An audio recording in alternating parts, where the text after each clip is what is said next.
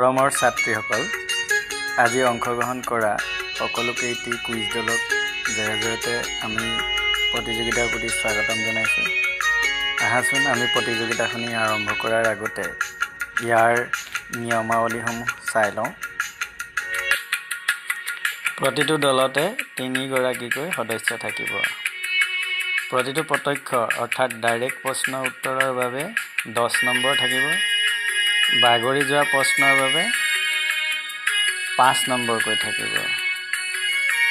আৰু ইয়াৰ পাছত আমি যদি প্ৰতিটো প্ৰশ্নৰ উত্তৰ আৰু বাবে আমি 10 ছেকেণ্ড ধাৰ্য কৰিছোঁ আৰু 10 ছেকেণ্ডৰ পাছত উত্তৰটো আমি দ্বিতীয়টো টিমলৈ আমি দি দিম। আৰু ইয়াত একদম প্ৰশ্নৰ উত্তৰ নোৱাৰিলে পাছ বুলি ক'ব পাৰিব।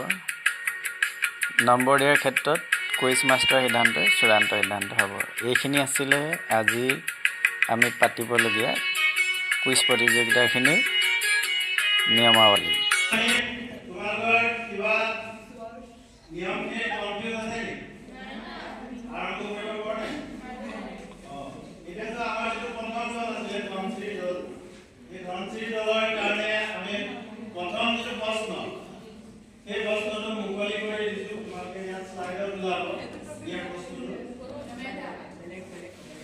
কোনটো গ্ৰহ নীলা গ্ৰহ বুলি কোৱা হয়? টাইম ষ্টাৰ্ট নাও।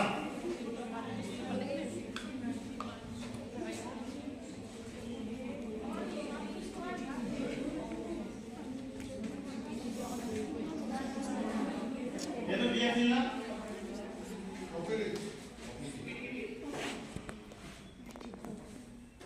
আমাৰ পৃথিৱী বুলি উত্তৰ দিছে আমাৰ কপি দলে। আমি উত্তৰটো চাই লওঁ। পৃথিৱী শুদ্ধ উত্তৰ। তেওঁলোকে 5 নম্বৰ হবে। 5 নম্বৰ। এতিয়া আমাৰ ডাইৰেক্ট কুৱেশ্যন যিহেতু প্ৰথম দলটোলৈ আহিছিলে, আমাৰ এতিয়া আকৌ এটা দ্বিতীয় দলটোলৈ আমাৰ ডাইৰেক্ট কুৱেশ্যন যাব। আমি দ্বিতীয় কুৱেশ্যনটো স্ক্ৰীনত দেখুৱাবৰ কাৰণে অনুৰোধ জনাম। কোনটো প্ৰাণী মৰুভূমিৰ জাহাজ বুলি কোৱা হয়? উট বুলি কৈছে। গতিকে ইয়াৰ উত্তৰটো আমি চাই লওঁ।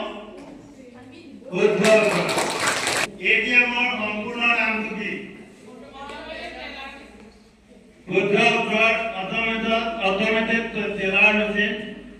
আৰু এইটো শুদ্ধ উত্তৰ। ইয়াৰ বাবে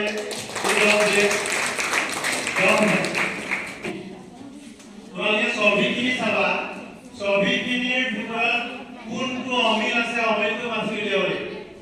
4টা ছবি থাকিব।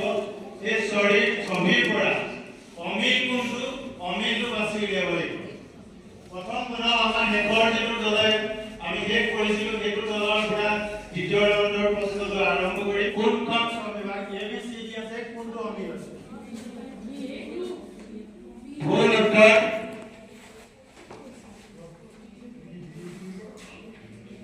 বি শুদ্ধ উত্তৰ। চব এ চি আৰু ডি এইবিলাক পানী খোৱা ভুল।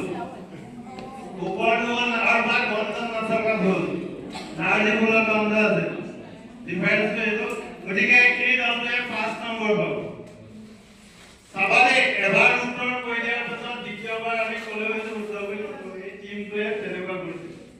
ডাবুল উত্তৰ নকবা, চিংগুলে ক'ব লাগিব দেই। ইয়াৰ পাছৰ ছবিখন দিবৰ কাৰণে অনুৰোধ জনালো। আমাৰ হকী খেলাৰ লগত জড়িত।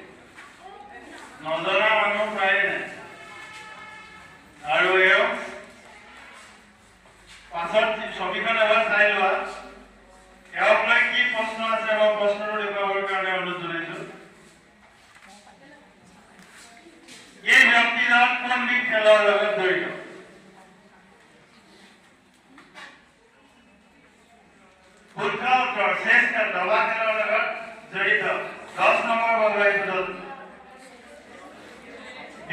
বিশ্বনাথন আনন্দ তেওঁ শেষ খেল বা দবা খেলৰ